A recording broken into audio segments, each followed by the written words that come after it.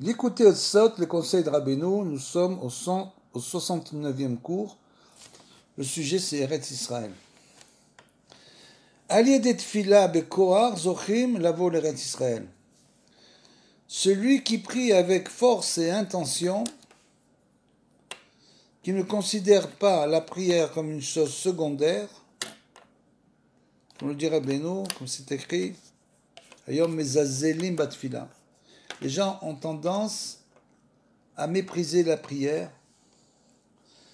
Pour eux, ça doit être quelque chose qui est fait dans un temps déterminé.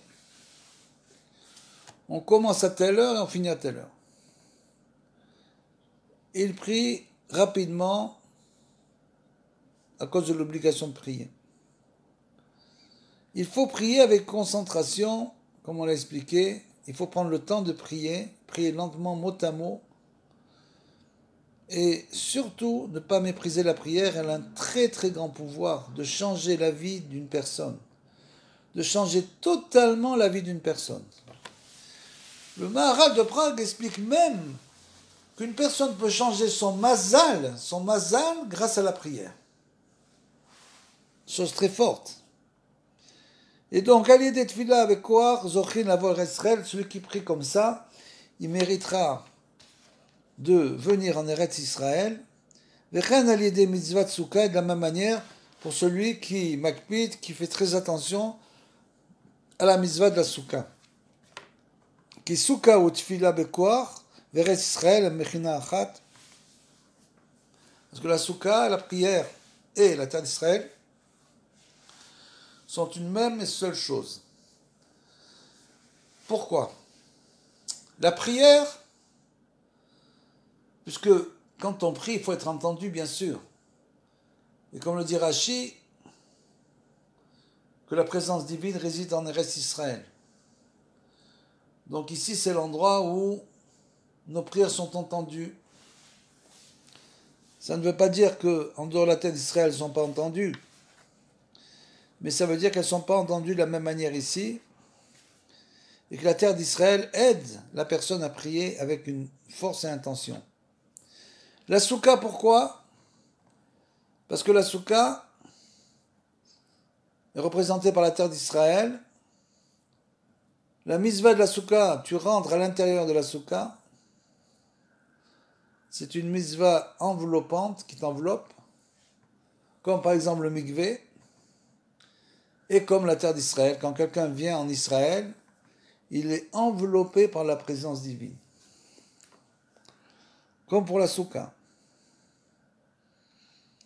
Et donc, tout ça, ça représente un seul niveau. Vitlouim zébazé et sont interdépendants les uns des autres. Ces choses-là sont interdépendantes des unes des autres. Pourquoi? Parce que c'est toujours l'intention de se rapprocher du Créateur. Et bien sûr, l'endroit idéal, c'est la terre d'Israël, c'est la Souka, et le moment idéal, c'est la prière. Lirot bemapalatam shel reshaim i efshar ki im al yedei mechinat Eretz Israël. Pour voir la chute des méchants, cette chose-là est impossible. Uniquement sera donc possible grâce au niveau de la terre d'Israël. C'est-à-dire que le niveau où se dévoile la providence divine, dès l'instant où la providence divine se dévoile plus, à ce moment-là, bien sûr, on arrive à voir beaucoup mieux qui est le tzaddik, qui est le rachat. Et ce rachat-là, bien sûr, du fait de la promiscuité de la providence divine, il va tomber plus vite. Alors vous allez me dire, comme beaucoup le disent malheureusement, oui, mais là-bas, regarde les gens, etc. Bien sûr, on n'est pas arrivé à tout nettoyer, tout purifier. On est loin encore.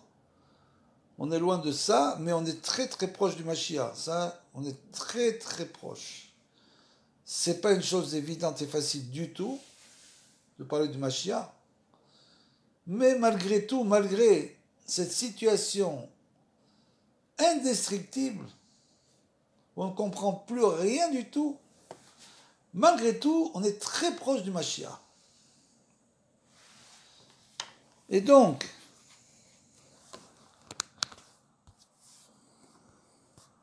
cette Bechina, c'est-à-dire que ce niveau de la terre d'Israël va justement purifier. Vous allez me dire, comment on l'a dit, alors vous allez me dire, moi je n'ai pas l'impression, je vais en Israël, je n'ai pas l'impression qu'ils sont tous tzadikim. Comme l'explique le Sfat Emet, il dit que peut-être que ces gens-là, justement, ils ont encore le Zchut Avot, ils ont encore le mérite des pères. Leurs parents sont venus, se sont battus pour la terre d'Israël, ils sont morts dans les guerres en Israël. Ils sont battus pour qu'on puisse être ici aujourd'hui. Donc c'est sûr qu'ils ont encore le mérite de leur père, c'est sûr. Malheureusement, même s'ils sont tombés très bas, malheureusement, ils ont encore le mérite des pères jusqu'à ce que ce mérite se termine. Qui peut savoir, comme écrit le Rambam, que le Mashiach va venir et va faire tchouva tout le monde, de force. Ça veut dire quoi de force? C'est-à-dire qu'il va fermer toutes les routes de Shabbat. Plus personne ne bouge de Shabbat. Alors bien sûr, et celui qui bouge, il a un knas, il va avoir une amende, une très grosse amende. Ah ben, je peux vous dire que les gens ne bougeront plus Shabbat.